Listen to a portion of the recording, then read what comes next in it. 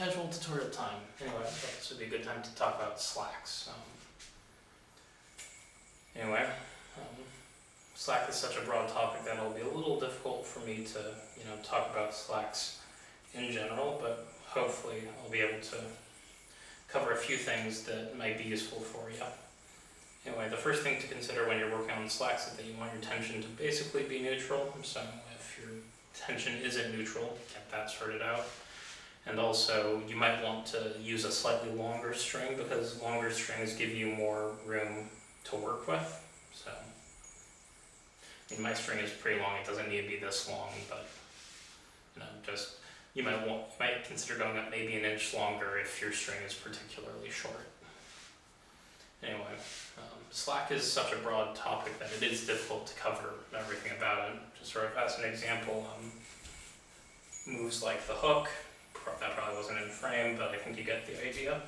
Moves like the hook are a kind of slack in a way. Moves like trapeze and his brother slack, which is more of a suicide move. That's in a way a slack. And moves like J-whip are slacks. Basically, the slack is any time that you're moving the string around. Okay, so now let's kind of go over how to get the slacks to form. In order to get slacks to form, it's important that you pinch the string. See there? Pinching the string. If you don't pinch the string, the yo-yo will just fall down and you will probably not be able to get your slacks to form.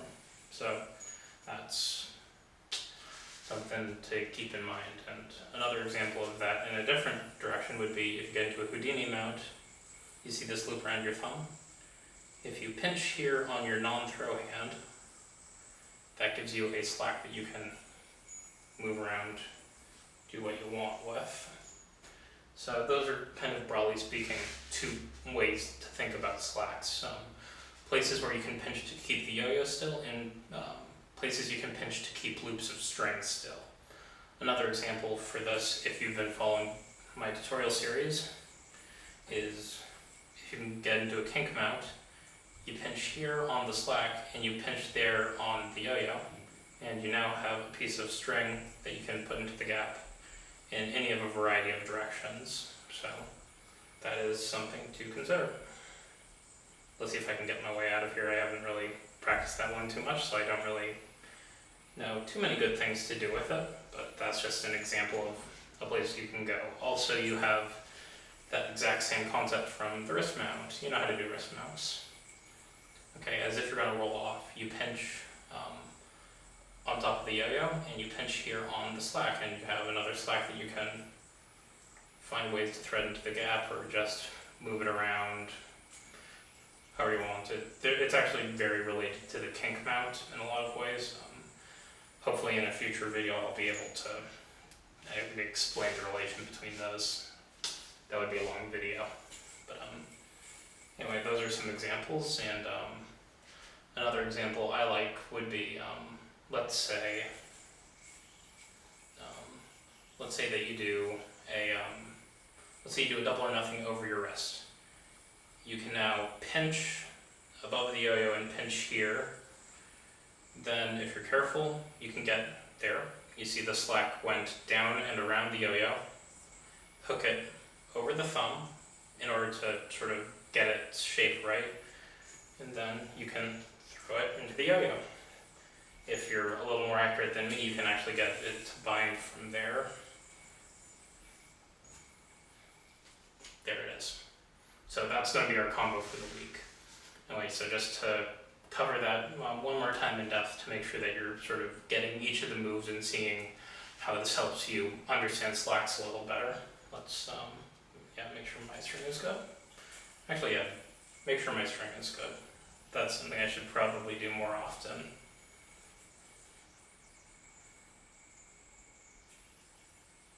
Okay.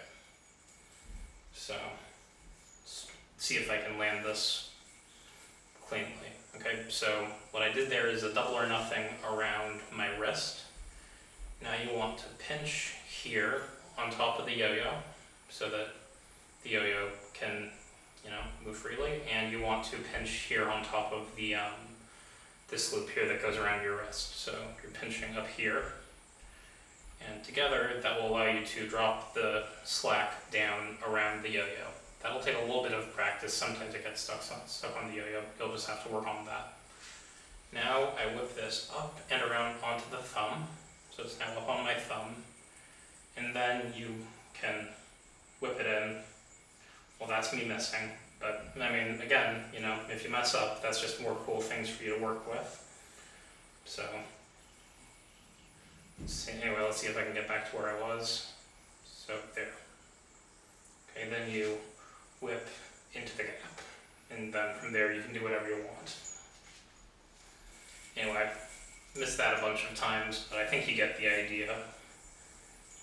Basically, you want to get the slack around, up, and then once it's up, you whip it into the gap, and from there, you can bind. Yeah, I messed it up a few times, but if you watch the good takes, you'll be able to get a basic idea of how to do that. And the important thing that I like this combo for is to point out that you need to pinch above the yo-yo and at the loop in order to get that slack to form. If you miss one of those, the slack isn't going to form very well.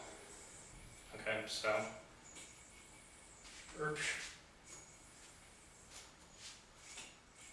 anyway, I think that's an indication that today's tutorial is done. Anyway, if you like bits of it, if you find bits of it useful, let me know. If you think it's not useful, if you don't find, you know, it to be good, let me know. If you tell me that sort of stuff, it helps me improve these in the future. Also, I do take requests. Right now the backlog of things I want to cover is a little long, but if you have a request, let me know, and if there is something good I can do with it, I'll do it. If you like these and you want more of them to exist, the easiest ways for you to make sure that more of these exist is, you know, giving me requests, letting me know if you liked it, or you can also like the video on YouTube and subscribe. Those are things that let me know that I'm doing okay. And if you have been liking it, thanks.